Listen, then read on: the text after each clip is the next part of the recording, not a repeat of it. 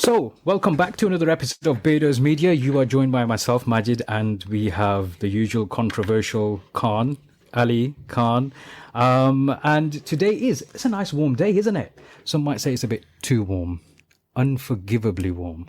Nice. I see what you did there. So, on the topic of forgiveness, we thought, you know what? It is a bit of an odd topic. Not the topic is great. It's an odd concept to get grasp of properly. When you're having a conversation about forgiveness, people question, well, what is forgiveness? What does it look like? Do you even have the right to ask for forgiveness? That's a common one, because some people feel they've been wronged when they're not in that position to have been wronged in the first place. So why are they even asking for forgiveness? Anyway, based on this topic, forgiveness, is it too late to say, I'm sorry? Straight after this.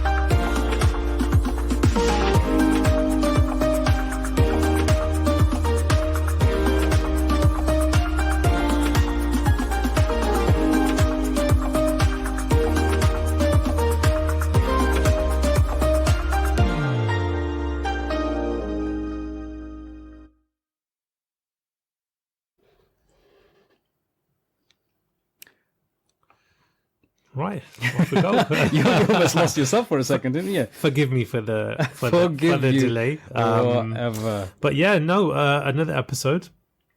Quite an interesting topic today. Is it too late to say sorry? I didn't want to title it that. I'm so sorry. I apologize. That's getting cheesy. But now, no, we've got quite an interesting topic lined up for you. Asking for forgiveness, forgiving. Being sorry, what it means to be sorry, what it means to forgive, and all of that. Match. Do you find yourself asking for forgiveness often? I try and put myself in a position where I don't need to. Okay. So it's not often. Don't we all? But yeah. Well, actually, you'll be surprised. Some people are very careless in that regard. But I try not to. You mean some people are married, right? Some people are husbands. It's just the way it is. I tell you what I do find myself doing consciously is saying sorry to my kids for the most minor of things, because I don't want them to be accustomed to believe in the notion that if just because you're older you can't say sorry. Do you know what I mean?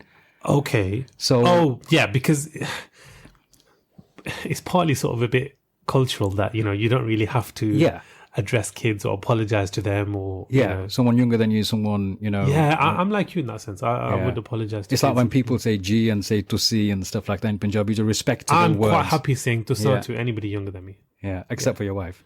Well, I knew it. See, you're through and through. Yeah, that culture that comes through and through in you. You're typical. Yeah. But I thankfully, I mean, I have no shame in asking for forgiveness if it's come to a stage where somebody feels that that I should be asking for their forgiveness for something. So you're asking for forgiveness because the other person was upset, or you understand that you've made an error, or you've kind of done a boo-boo. Yeah, if somebody feels like they deserve See,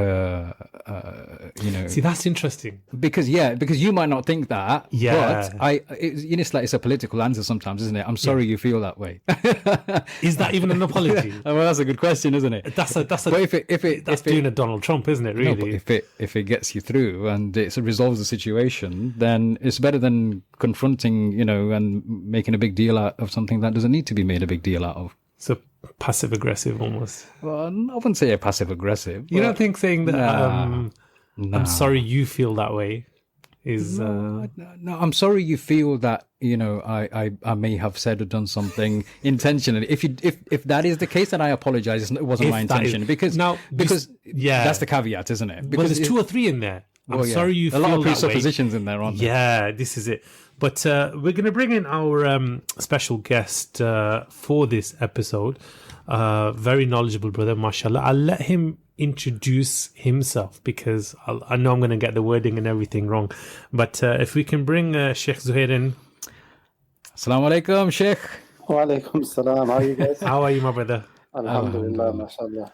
But then before we take the bull by the horns, would you just take a moment to sort of introduce yourself to those that may not have come across you before? Yeah, okay. Bismillah. So my name is Zuhair Girach. I live in Birmingham. I'm the founder of Aafiyah Healing, a natural healing modality focusing on physical and emotional well-being. So a lot of the times, we get people who have got aches and pains, which we have a lot within our community, but then more so the emotional baggage that, we accumulate through life. And this is something that really needs to be looked at and addressed. And most of our emotional baggage that we've carried for generations could easily have been dealt with by just saying, I'm sorry. Isn't it? Yeah, 100%. Yeah, so this is the thing that inshallah, once we start to accustom ourselves, we start to acknowledge the fact that, underneath my pain, there is also a hurt. There is something that didn't fall right with me, something that I didn't really connect to. That is what needs to be addressed. And so, alhamdulillah, with Aafiyah Healing, this is my mission really, is to connect people back to our traditions and at the same time also understand the impact that these emotions are having upon us, our health, our well-being, our families, our relationships, our work, everything that we do. Because it's all based on what we bring from our perspective into this world. Fantastic. And if people want to know more about what you offer and what you propagate, where should they go to? Any of the social media handles at Aafiyah Healing. Inshallah, I'm sure something if you can, whether you can do it now, I don't know how good you are at multitasking, but if you want to put it in the comments, that's fantastic. You can put it in the comments, and even afterwards, because this is going to be linked out to several different places, and you can even on YouTube and whatnot. So feel free to put your links in there. Ibran says it would. I would say it depends on the gravity of the misdemeanor. It's spoken like a true lawyer. He's a lawyer. Yeah. So it depends on the gravity of the misdemeanor. Rafiq says, what if it's been so long that they've forgotten about what you did, or in fact, they had no idea you even did something wrong? Should you still apologize? Yeah. You know what? That's a good question. I find myself in that situation, and I have reached out to apologize, because you just never know, do you? You just never know whether somebody has acknowledged what you may have said or done wrong, or you'd rather apologize and get it over and done here than there. And I think probably at different sort of times in our life, we probably find ourselves on both sides of that fence. One, maybe having upset someone and not being aware of it. Yeah, or having taken something to heart. Yeah, and perhaps the other person not knowing how it's affected us, which comes to the point that years and not pass, intending to hurt you as well, and not intending to. Sheikh, what's your sort of definition of an apology? What are the Well, before we even discuss what a definition of apology is, we need a definition of what an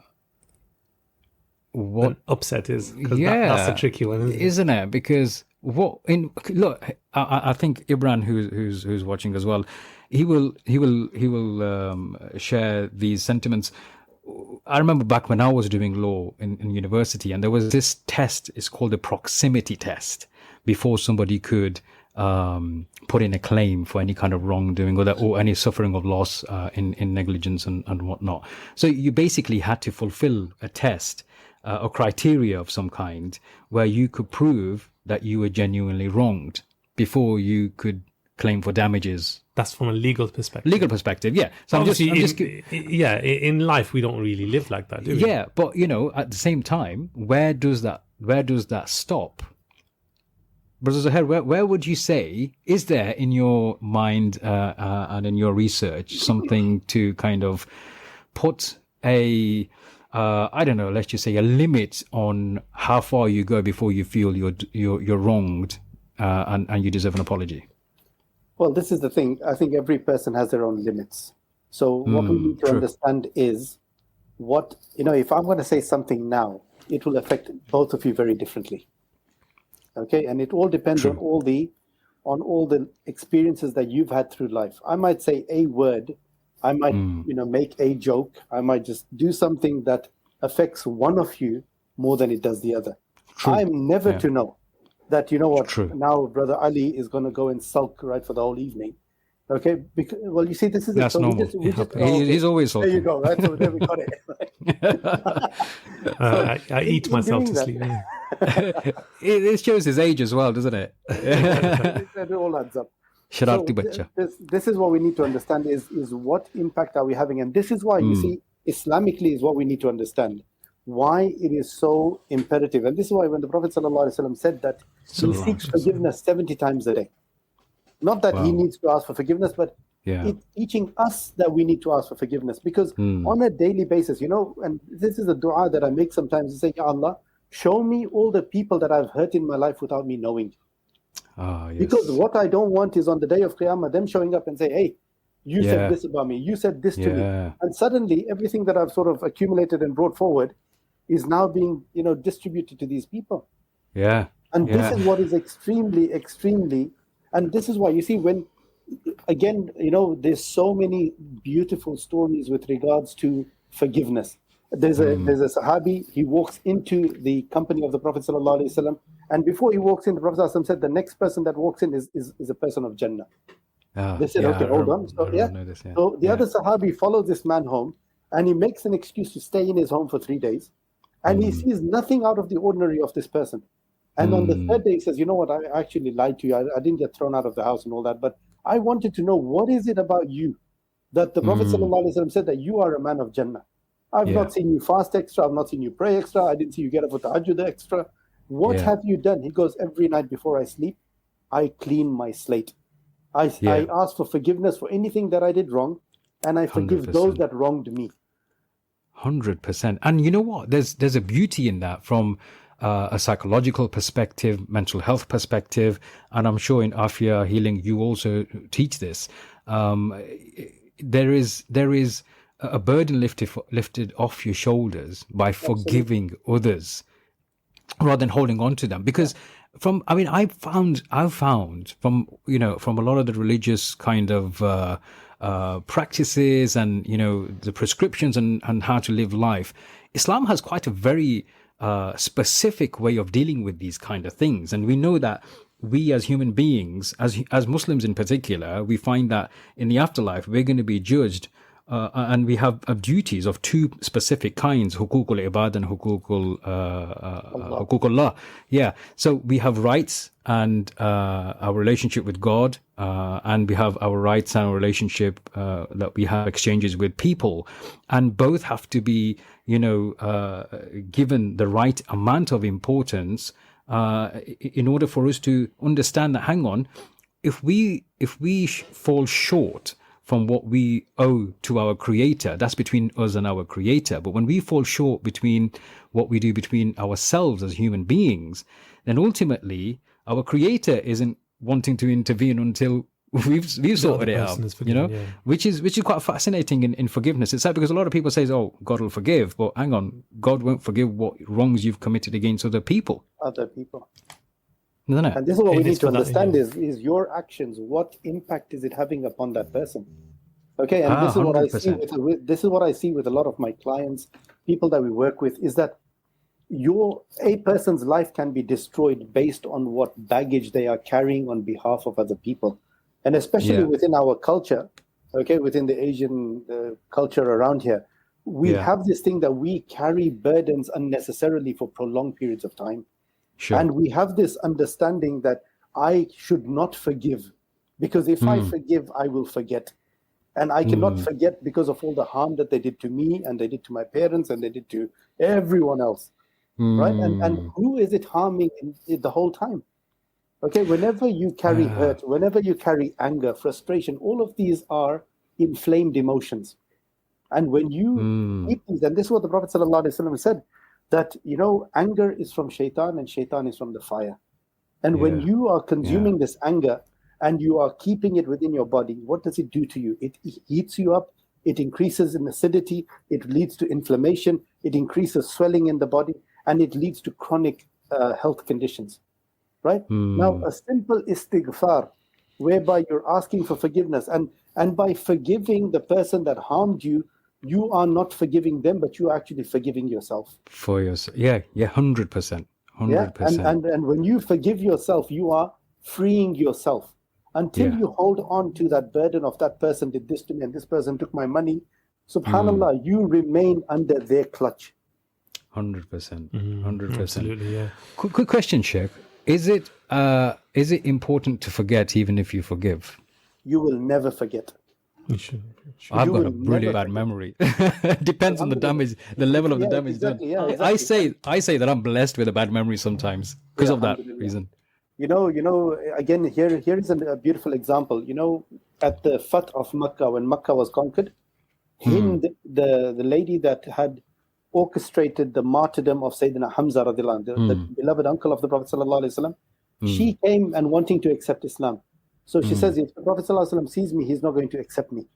Right? So she wore a niqab and she comes. And she says, I want to accept Islam. He goes, Hind, I know this is you. Right? Whether there's a veil, no veil, the Prophet sallallahu alaihi wasallam sees it all, right? Yeah. And there he said, I accept your deen, but I have one condition. Okay, is that whenever you see me walking around the streets, don't just keep jumping in front of me. Hello, hi, me again. Don't do these things. Why? Because this will bring back, every time I see you, I remember my Uncle Hamza. So again, you see, this is beautiful. You forgive. The forgetting doesn't happen, but at the same time, you have the opportunity to set a healthy boundary. Sure. So I live and you live. Okay, don't expect me to come and say hello, salam, salam. No. There's certain hurts that have been, exchanged. Now, for sake of peace, let's just keep some distance. 100%. Remind me of something my cousin does. And he's one of my eldest cousins. And he's one of the most, hospitable kind of people you ever come across. He's the kind of guy who will treat you like a royalty, king. And he really looks after his guests. And he's said to his own siblings, because whilst his parents were alive, being the elder, one of the elders from a large number of siblings, he was looked at for support and help, and people trod over him, and people kind of took advantage of him, and his own siblings, and he would just take it for the sake of his parents, upholding out of respect. Some of that is culture, some of that I guess is adab and respect for your parents and whatnot. But he felt that he needed to do that. And then he said afterwards that I've come to an age now where I've given everybody numbers. Like everybody's got 100 numbers to start off with. Now every time you do me wrong, I will always forgive you, right?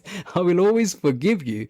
But what I'm going to do is I'm not going to be the same as I was before, because it's starting to hurt me now. You see, I'm going to start to slightly, distance myself with the community. So if I used to call you once every week, I'm going to start calling you once every fortnight, and maybe once every month, So my relationship with you will still be as your elder brother. I'll always be there for you. I love you to bits. You're a part of me, and I will always forgive you. But I will start, creating some distance between myself and you. It just reminds me of that as well. It's true though, isn't it? But we need it. You can't, you see, and this is where a lot of the modern generation. Now, just before I jumped onto this call, I had a session with one of my clients, and discussing the same thing. My family has a cultural expectation of me. Okay. Yes. And so I have to go and do this, and I must do this. And well, no, you don't, because Islam doesn't say that. Yeah. Cultural Islam says that.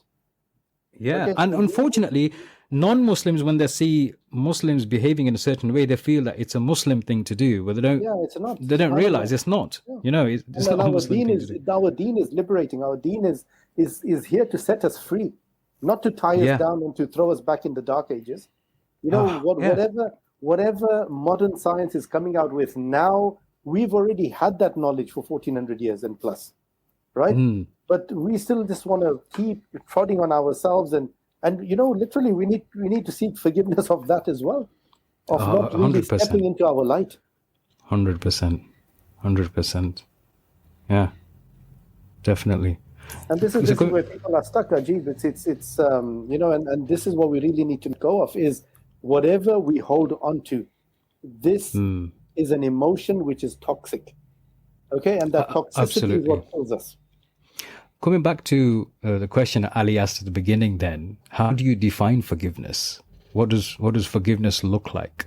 Well, forgiveness is anything where you step away from how you should be as an ideal human being. Okay, when you step away from that, and what you also said, there is two rights that a person has, hukukullah and hukukul ibad. Okay, and Allah subhanahu wa ta'ala in his own mercy, you can even just discount hukukullah completely. Why? Because everything is about his servant. Everything is about the way you treat someone. Because a person might not have read a single salah in his life, not fasted a single fast, never been for Hajj, never paid zakah. He shows up in Allah's court and says, Allah, I'm sorry, I was lazy. And it's in Allah's right and choice to say, you know what, it's all right, forget it. Right? But you or myself have taken 50p of someone, we didn't pay it back. That person on Yawm al-Qiyamah is going to stand there and say, my 50 pence. Right? And that's what's going to harm us. Not the salahs that we missed and no. But the things that we spoke about other people, we backbited, we slandered, we cheated, all of these things, this is what is going to harm us. And so this 100%. Concept of seeking forgiveness is the things that we did that took us off our highest essence. Yeah, and then we keep coming back. And the beautiful thing about astaghfirullah, oh Allah, I seek your forgiveness, is that it's not just about sin, but it's there to elevate our status also. 100%. And Allah keeps giving, because the Prophet ﷺ is ma'soom, and there is no sin or anything, but by him, every istighfar that he says, it is only elevating his status higher. Sure. And it is through istighfar Allah gives you, as he says in the Quran, that he gives us an increase in wealth. He gives us an increase in our awlad, in our mal, in our jan, in our rizq. Okay, so if anyone is feeling constricted in terms of their rizq, let them even turn to istighfar even because of that. Sure. And so Allah's conditional statements in the Quran say, make istighfar, I'll give you more. Yeah. SubhanAllah. And so these are the treasures, inshallah. If we can really attach ourselves to that, and in the pious predecessors, they used to have this concept of muhasiba. Okay, keeping account, keeping hisab. Yeah. And when you keep a hisab of yourself, how many people did I swear at today? How many people did I shout at? How many times did I lie? How many times did I do something wrong? Okay, keep an account of it. At the end of the day, you make tawbah, you make istighfar, you read salat tawbah. Okay, you keep your account clear. 100%. Rafiq asked the question, how do you distinguish between cutting family ties and saving yourself, whether from physical or spiritual harm? Yeah, because what you don't want to do is tell them, that I never want to see your face again type of thing. But, you have that very frank discussion with them if you need in the presence of a mediator to say, look, these are the things that you did to me. Okay, and this is the harm that was inflicted upon me. I respect you for being my family. I continue to pray for you and your guidance. Okay, but just so that it doesn't keep hurting me over and over again, I am limiting my contact with you. Okay, so don't expect me to keep coming every Friday and hugging you like we used to before this whole incident. Or I'm not going to invite you to my son's birthday party or whatever. Or don't come to my janaza. Some people go to the extreme. Don't you dare come to my janaza. I've seen that happen. Oh my goodness. No, but again, and you see, this is the nafs, okay, and that's another topic. Of course, of course, and it gets in the way, doesn't it, Brother Zuhair? I mean, I tell you what, I found myself in a position once that, and it's the first time I did this because I felt I was wronged at a high level, right? And I said to this person, look, I am not going to interact with you anymore until you apologize. And they were older than me, and I thought to myself, I deserve an apology. I'm going to stand my ground on this time, on this occasion. I'm going to stand my ground. This person seems to be getting away with, hurting other people's feelings and doing wrong by them. And I'm going to say, look, don't expect me to interact with you or have any conversation with you until you apologize and acknowledge what you did was wrong. But they went to such another extreme that they ended up trying to get witnesses to corroborate with them, to lie.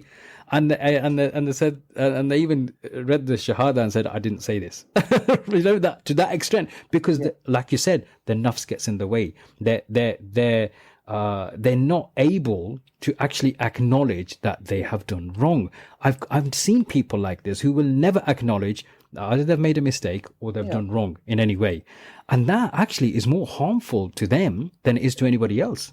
Absolutely. But you see, look. And this is what's important. I think that's what Ali was saying. Where do you draw the line, or where do you start from? The thing is that first you make your effort. So in your case, you knew that this person has done you wrong, right? Now there's two options for this person. They can say, I acknowledge, I'm sorry. Or we leave it until Yawm al-Qiyamah, where, a more stricter approach will be taken. Yeah. So by asking someone to, seek their forgiveness from you is actually helping them for the hereafter also. Yeah. As if they see it that way. If they see it, but that's fine. But as long as you've taken, the stance from your part, you've done your bit. Now you can step away. Okay, it's like someone. There's always a case. The people are gonna. There's things that we might have said in haste. We would have said, just in not knowing better. But sometimes, like on Eid, they'll say, oh, please forgive me if I've said anything, right? Or before they go for Hajj, they suddenly show up on your door. Oh, maafi. What is forgiveness? Forgiveness, this is what I tell my children as well. I'm sorry. Forgiveness is changed behavior.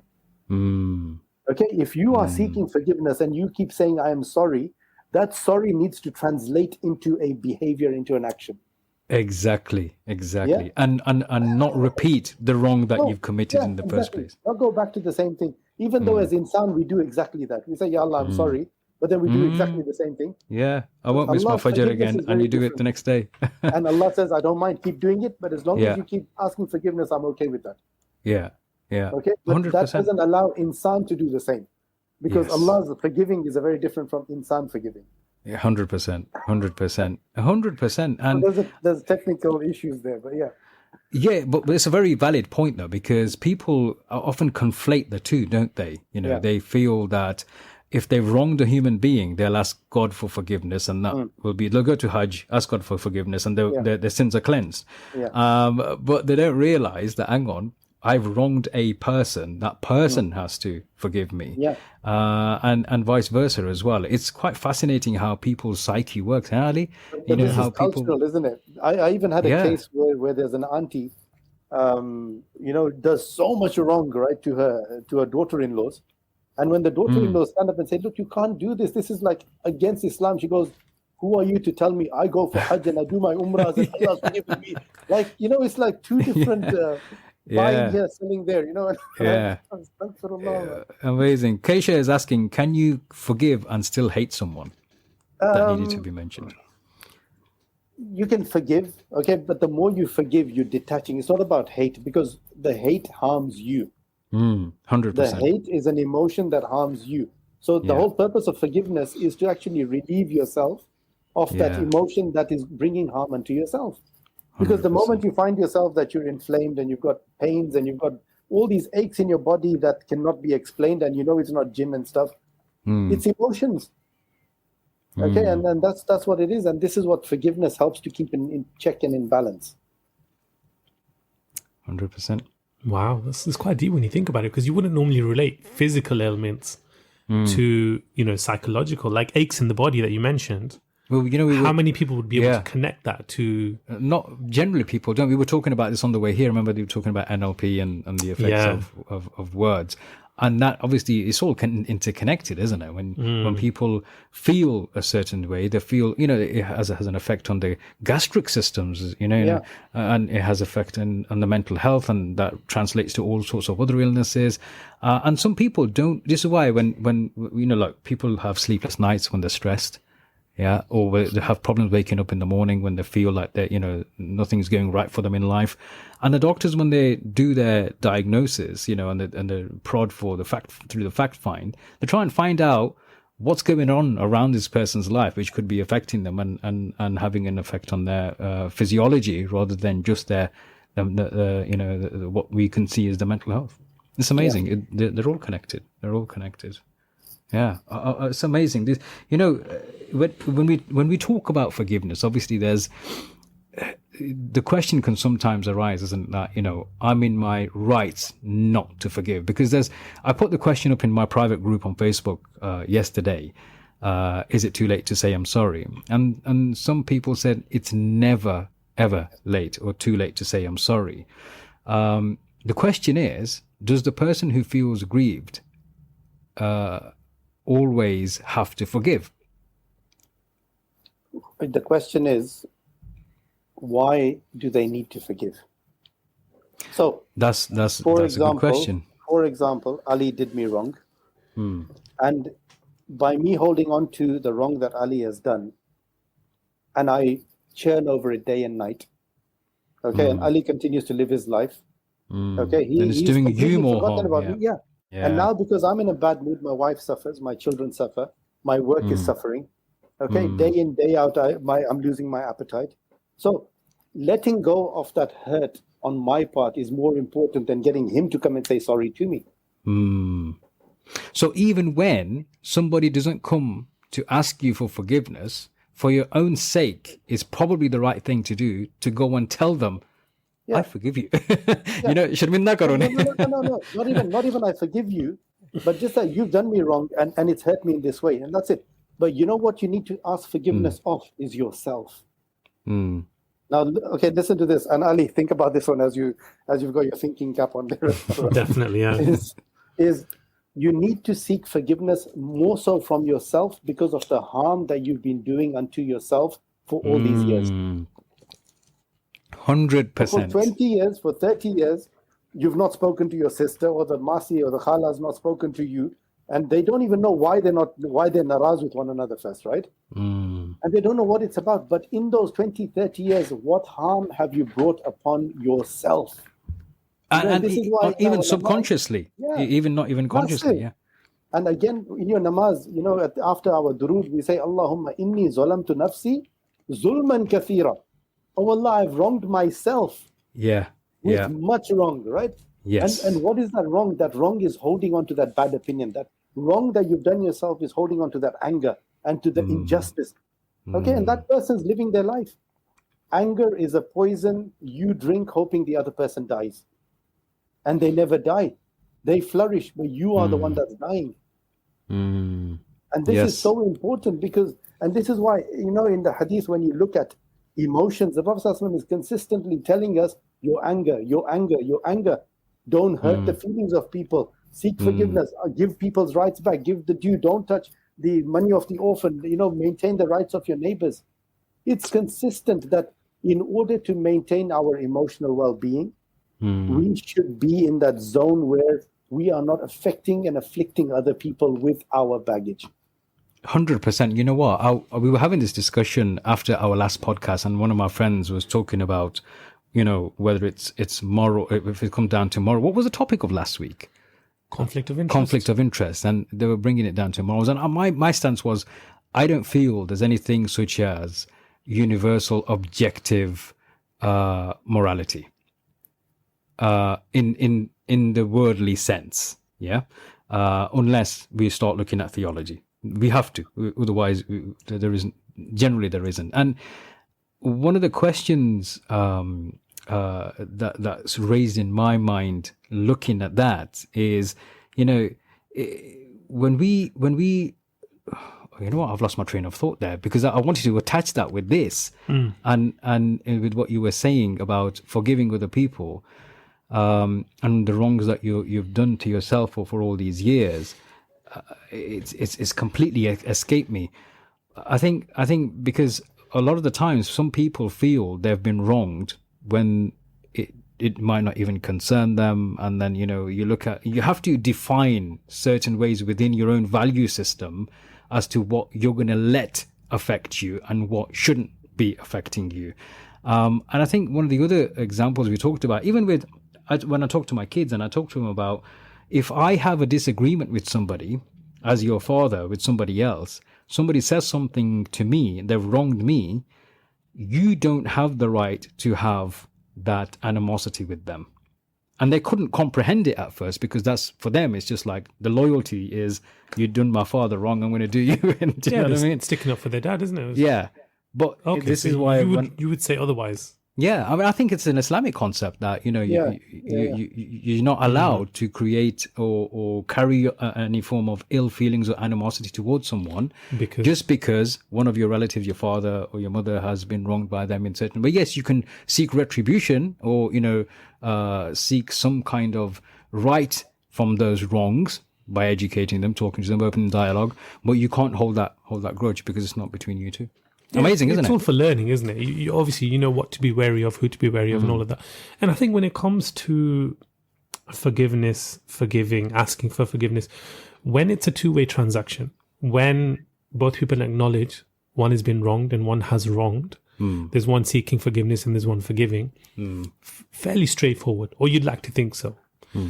Where it gets complicated, and like Sheikh was saying, that is that when the other person is either oblivious or just refuses to accept or admit. So it's forgiving when there's nobody asking for forgiveness. And I think that's the hardest thing. Sheikh, from your experience, do you find people on the other side of the fence, do you find people struggling to ask for forgiveness or accept the fact that, just see it for what it is if they've wronged somebody?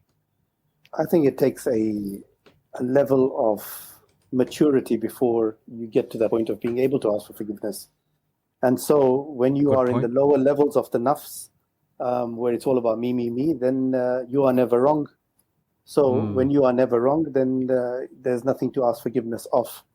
But as and this is what we find as we're getting older and the white hairs are coming through, mashallah. I prefer to use the word maturer. And these are signs of I've got more white hairs than both of you put together, I think. Yeah, and so in that, what happens is now, life begins to slow down. You start to reflect a little bit more. And in doing so, you really start to see, okay, you know what, I do need to amend and change my ways and just straighten the record out. And subhanAllah, the opportunities are created. And this is the beauty of our deen, is that if it is followed in its perfection, alhamdulillah, it transforms an individual 100%. from being that nafsi, shaitani, hewani character into something that is sublime and something that is, content and calm and energized and centered. And this is the beauty of it. Our salah is not something that, Allah needs of us. Rather, we need our salah to bring ourselves into a routine, a discipline. And it's amazing. But again, I just feel that there is such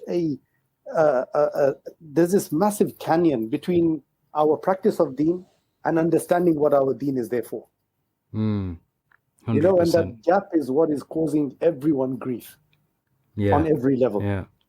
Super Shaka on YouTube is asking, is it forgiveness if afterwards we suddenly remember and feel upset again and must re-forgive? No. At the end of the day, you do your part. It is human to feel those emotions. It's human for them to come up again.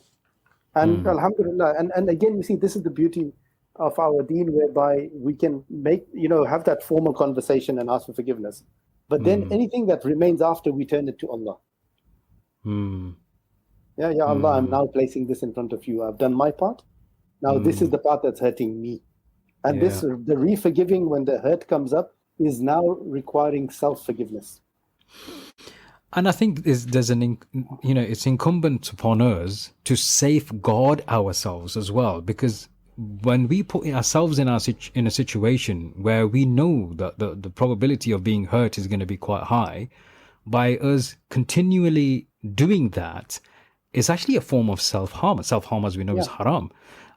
So whether we harbor ill thoughts, feelings, which then translate into physical ailments and physiological ailments, or whether we put ourselves in situations where we are continually being subjected to mental torture or any abuse or anything like that, there's no point then to say, one day they may ask for forgiveness. Rafiq also asked whether there's a hadith in there related to if somebody is 1 second, I'm reading. Isn't there a hadith about don't let someone make you a victim twice? Yeah. I think that Hazrat Ali radiallahu anhu once also said that if somebody is always backing off, don't keep chasing them.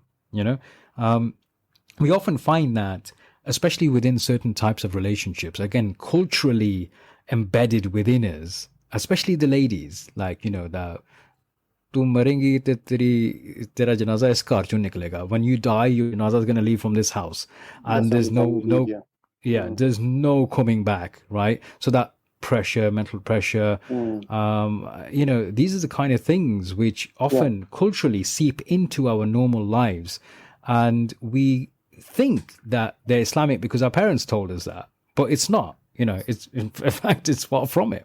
Yeah. You must have come across situations like that as well. Too much. I think it's rife within our community that this whole subject matter of narcissism, whereby the women in our household are mistreated to an extent, and justified. You using the guise of the deen. And then equally so, there are men that are abused equally, from women in a similar dynamic. And again, it's all about, making ourselves aware of the knowledge, because our deen does not allow for anyone to be emotionally abused. This is very important. Yeah. Okay, to shut up someone by saying, oh, you can't do this, it's against the deen. But yet, subhanAllah, what are you inflicting upon me? I've been married into this household to be a slave for this household. Allah does not allow this. Allah does not give you the right to do so. Yeah. Okay. And again, and this unfortunately is this divide that I said that, what do you think the deen is, and what is the deen really there for? And if you're not going to, bring awareness and bring that light into that person to give them, because ultimately all of these relationships, generally the overall feel that I get from them is that over time, when people live under a cultural understanding of deen, they actually lose their iman in the process. 100%. It wears thin. Yeah. It wears thin. Yeah, scary. They know they are crying every night and Allah is doing nothing for me. But yet, if you want change, you have to go out there and get it. Yeah. Okay. Even though, and this is where most, people get stuck, is that what will people say? Then you break the cultural taboo, and my uncle will say this, and my dad won't be able to show his face, but yet I will continue. What will the neighbors say? What will the community say? Well, you should think about, you should have thought about that beforehand. What does Allah say? Yeah, exactly. And then that's what we need. We need to raise awareness about this. 100%. And I think it'll be probably worth having these discussions ongoing, because it's not going to be something we can do justice to over one podcast. No. But moving on the topic of forgiveness, because at some point or another, we're all consumers as well. We buy products, we buy stuff online, we buy stuff from shops and stuff. Are we too forgiving or not forgiving enough as consumers? In what way? In any way you want to pull that. Yeah, I think it's a broad question. It's very broad. It's too open. I think you shouldn't be allowed to ask questions like that. Only we're allowed to ask those kind of questions. Just throw it out. No, I think where we are in a society, our mindset is such that we have developed zero tolerance. Okay, sure. If a thing has got the slightest nooks, we just want to send it back. This is my right, customer right, blah blah blah, and then. Again, it's created a very different perspective of how we look at life, and it's very dangerous, because I can see that our children are doing that as well. Oh, just send it back. It's like, hello, what? And so we are not forgiving. We want to be forgiven, but we don't want to forgive. It's interesting, isn't it? Because Ali owns a retail business as well. And it's something we've often spoken about, where people are less likely to leave positive compliments.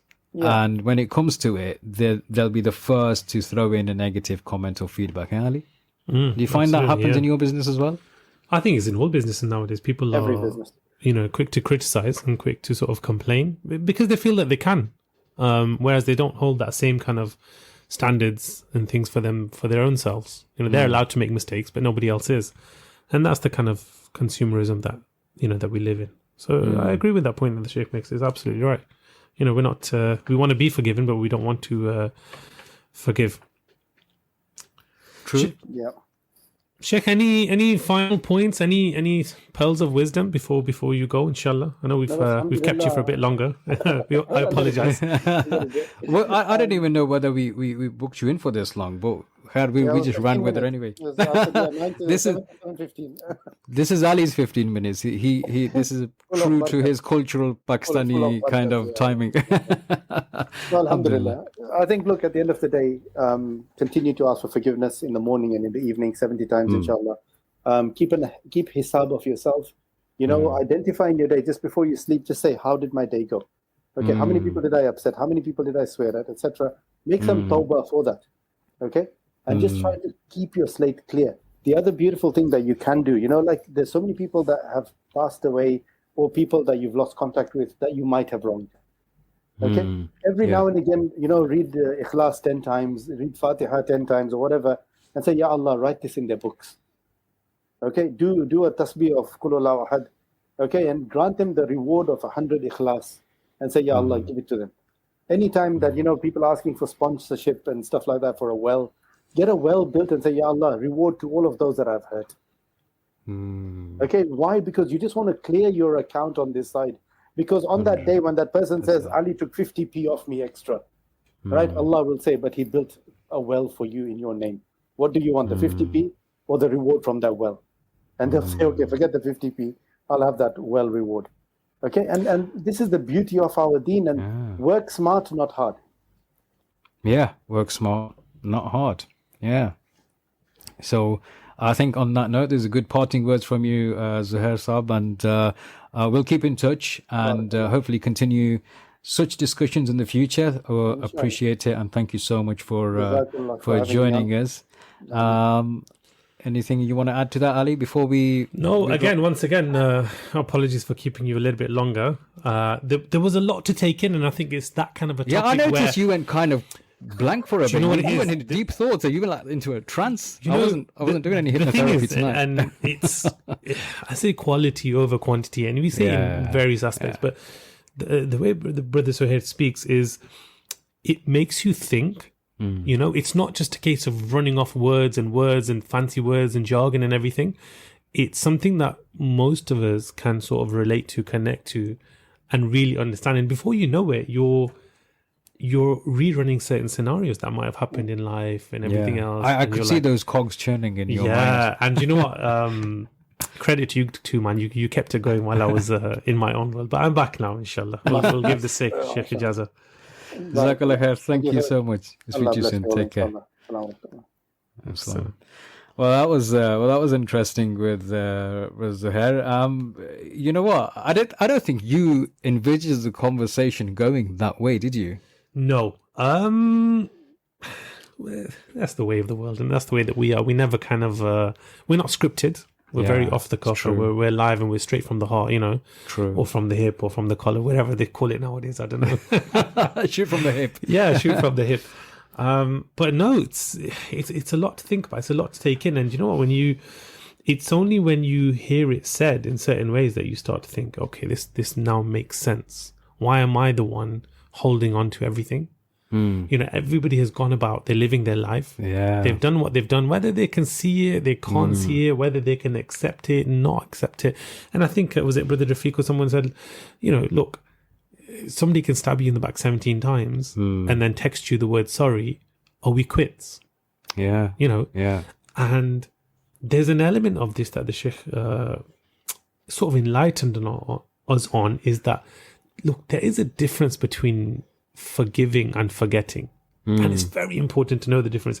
If you know somebody is bad for you or toxic or, affecting your life, which then in turn affects your spouse and your kids and your sort of whole, household, or the energies within your own home, then it's okay. Then it's toxic. Then it is toxic. It's toxic. okay to distance from that person somewhat.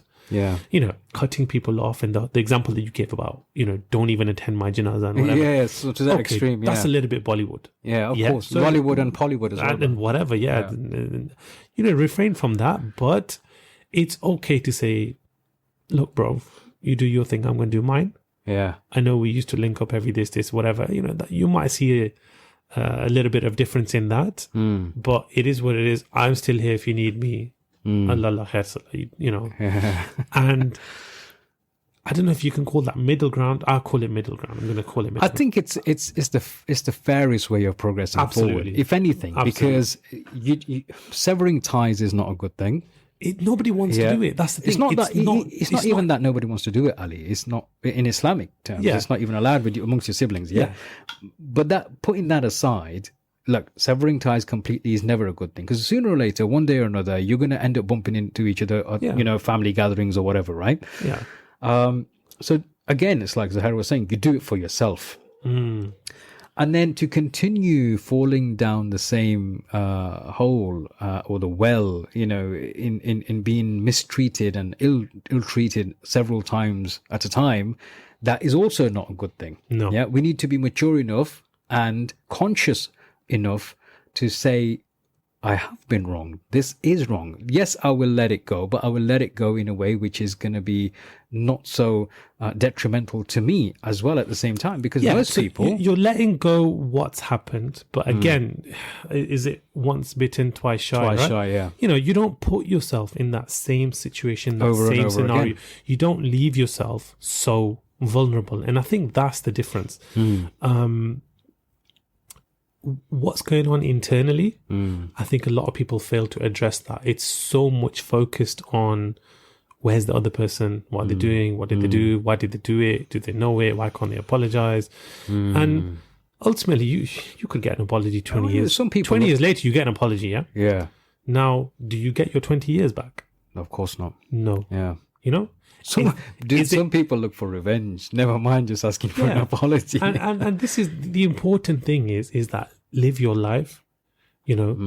Ultimately, it's your own self that suffers, your own family, those around you. Yeah. For someone else's sort of, There's a lot of things that come into it. There's self-respect, self-appreciation, these things are very important. People end up neglecting a lot. Self-care, self-love, yes, thinking about oneself excessively is always not a good thing, right?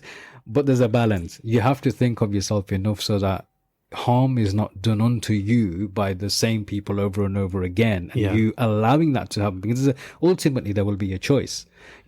You can be stung by somebody once, but then if you could repeatedly give them that opportunity, you made that choice. Then it's your own fault, isn't it? Then you put yourself there. Yeah, you can't keep crying and saying, that person's done me wrong again, that person's done me wrong again, that person's done me wrong again, and then, suddenly wish for something. I think it's a cultural thing. I think, and you guys touched upon it earlier, is that knowing,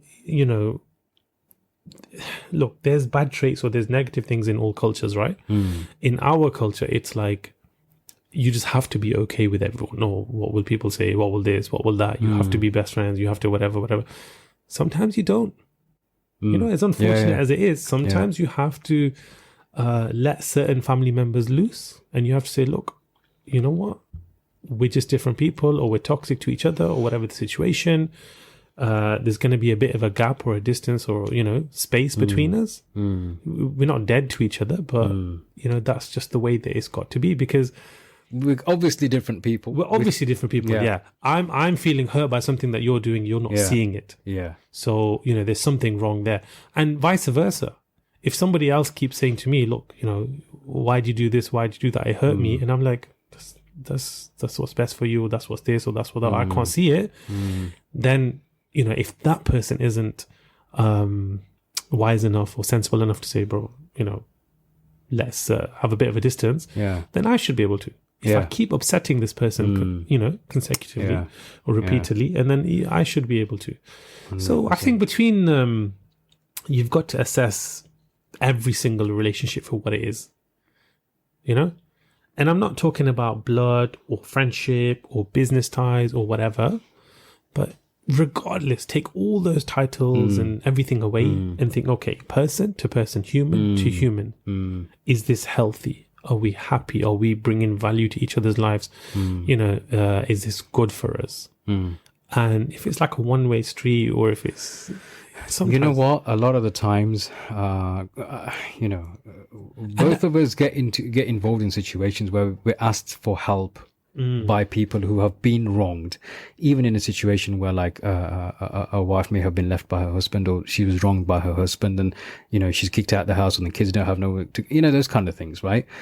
Unfortunately, a lot of the times when people find it difficult to move on is because of the cultural pressures and the way they've been programmed. More often than not, I would say, throughout. And then there's the added element of I don't know if the boy who cried wolf is the right thing, but it's probably not.